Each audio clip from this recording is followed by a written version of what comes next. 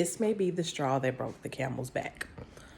So, ever since the election in November of 2024, Black people have been very, very quiet. They're not out protesting.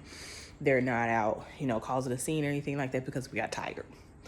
All right. So I feel like over time, over the months, the administration has been trying to figure out a way to get them out, to get Black people out in the streets and fighting and protesting so they can, for lack of a better phrase, release their frustrations out on them, right? And because they haven't been getting that response from Black people, they have been trying to figure out what they can do. They've been doing little bitty things here and there, little things that affect what would normally get Black people out in the streets and protesting and things like that. It's like they've been trying to taunt the Black population. I think they finally figured out how to try to get Black people back out there to protest, but it's not going to go how they think it's going to go. They've been so frustrated that they can get us out there that now they're like, oh, we got it. Take their voting rights out, take their representation away and watch them come out in droves.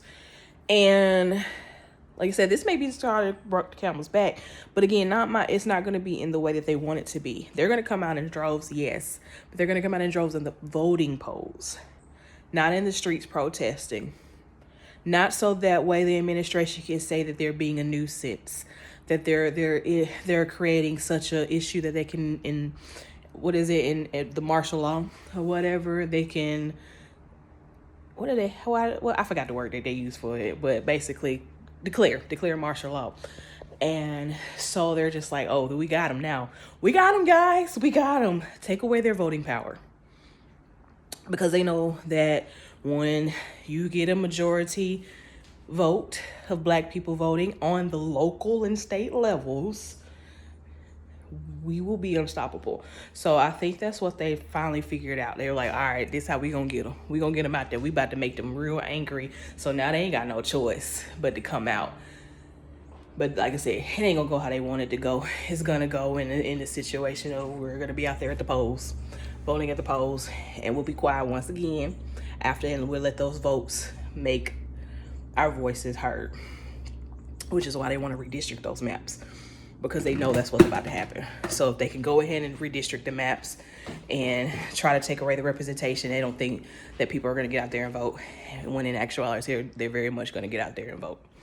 So in my state, I don't know if it's the same everywhere, but in my state, May 19th is the day to vote. I will be at the polls.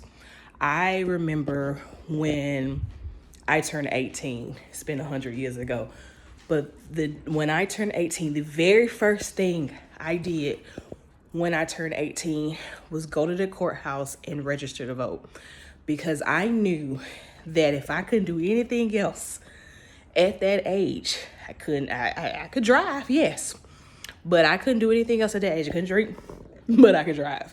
I couldn't rent a car, but I could vote. I knew that I was going to make sure that I registered to vote, and I ain't missed an election yet. Okay? I make sure at every chance I get that I'm at that poll. I don't care if it's something as small as who the coroner gonna be. I'm there because I have my ancestors fought to get the chance to have our voices heard at the polling place.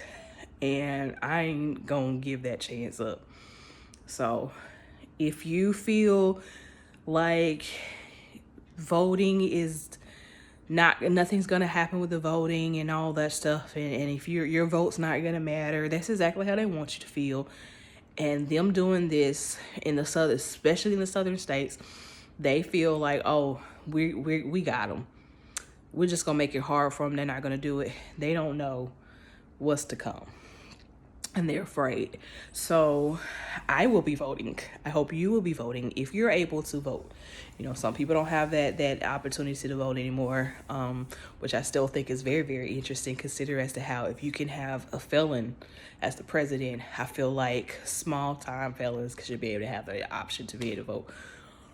But that's another conversation for another day. But yeah, I think I think that this administration thinks that this is going to be the way they're going to get black people out to protest.